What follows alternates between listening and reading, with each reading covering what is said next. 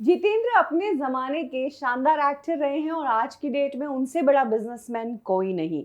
जितेंद्र चाहे film industry में काम नहीं कर रहे हो, लेकिन उन्होंने मुंबई और मुंबई के आसपास में प्रॉपर्टीज में इतना इन्वेस्ट किया हुआ है कि वो आज भी एक लैविश जिंदगी जी रहे हैं। जहां अक्सर हम देखते हैं कि फिल्म इंडस्ट्री में काम खत्म होने के बाद सुपरस्टार्स के दिन बहुत बुरे आ जाते हैं, वहीं जितेंद्र एक स्मार्ट आदमी निकले। लेकिन क्या आप जानते हैं कि आज जो जितेंद्र इतने बड़े बिजनेसमैन हैं, उन्होंने फिल्म इंडस्ट्री में एंट्री की तब वो क्या काम करते थे?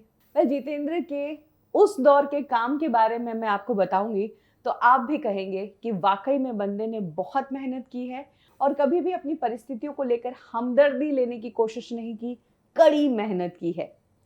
जितेंद्र ने खुद अपने इंटरव्यू में बताया कि उन्होंने फिल्म इंडस्ट्री में फिल्मों में लीड एक्टर के तौर पर काम करने से पहले बॉडी डबल, जूनियर आर्टिस्ट, ये सब काम किए थे।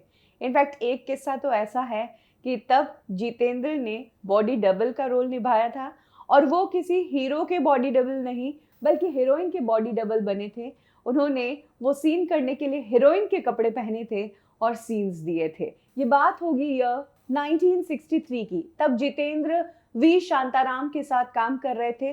वो एज अ जूनियर आर्टिस्ट काम कर रहे थे। उस वक्त वी शांताराम सहरा फिल्म बना रहे थे। इस फिल्म में एक्ट्रेस संध्या और मुमताज भी थी। उस टाइम फिल्म की शूटिंग बीकानेर में चल रही थी और जितेंद्र का काम था कि सेट पर जूनियर आर्टिस्ट का काम और बाकी कोई इधर उधर का काम है तो वो करना। अब जूनियर आर्टिस्ट का रोल होने के बावजूद जितेंद्र एक दिन सेट पर लेट पहुंचे तो वी शांताराम उन पर बहुत जोर से चिल्लाए। जितेंद्र की उम्र 17-18 साल थी। उन्हें गुस्सा आ गया। उन्होंने गुस्से में अपने पिता को फोन किया और कहा कि मुझे डांट पड़ रही है और मुझे ये काम नहीं करना। तब पिता ने जितेंद्र को फिर से डांटा और कहा, पढ़ाई में निकम्मे निकले और अब ये काम भी तुमसे नहीं हो रहा है।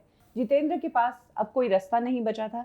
उन्हें महसूस हुआ था कि दोनों तरफ से डांट पड़ी है, यानी कि गलती तो मेरी ही है।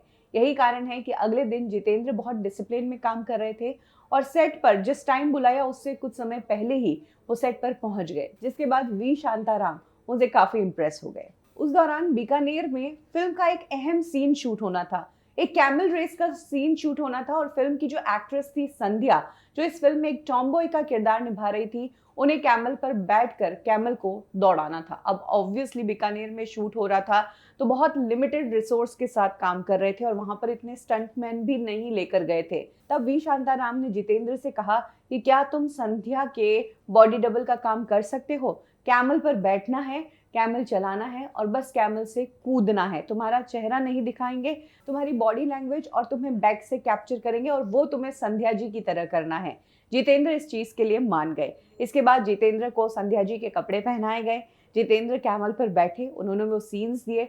इस फिल्म में जो कैमल रेस का सीन है, वहां पर जो लॉन्ग शॉट्स है, जो बैक के शॉट्स हैं, जो साइड के शॉट्स हैं, उन सब में कैमल के ऊपर संध्या जी नहीं है, वो जितेंद्र बैठे हैं उनके कपड़े पहनकर। सिर्फ जो क्लोजअप शॉट्स थे वो संध्या जी के लिए गए, वरना बाकी सारे सीन्स जितेंद्र ने किए और बहुत अच्छे से किए। और उस दिन उन्हें अपने उस काम के लिए बहुत तारीफ भी मिली थी। हालांकि इसके कुछ सालों बाद जितेंद्र ने बतौर लीड एक्टर इंडस्ट्री में अपनी शुरुआत कर दी, लेकिन हाँ, ये बात सच है कि एक टाइम पर उन्होंने एक एक्ट्रेस के बॉडी डबल का किरदार निभाया था।